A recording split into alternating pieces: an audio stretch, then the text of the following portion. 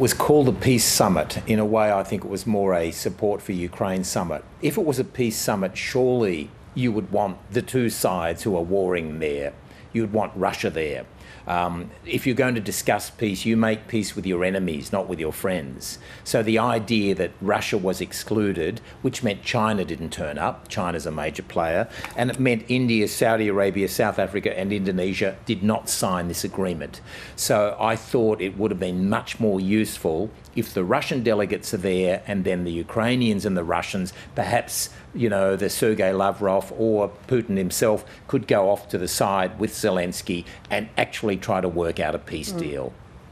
Was there anything concrete decided, though, or was it more the optics of this signing an agreement for territorial integrity, which really changes nothing, does it? That's right. It makes no change on the ground. It's a tragic situation. Tens of thousands of young Russians and Ukrainians are dying in horrible trenches in this war. They're not really gaining anything either side, although Russia has got the land, but as of now, it's gridlock. So what a tragedy that there was not a real attempt at negotiations.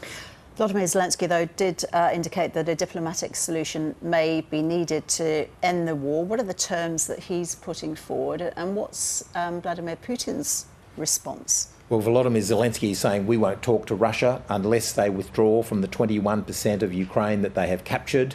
They're not going to do that.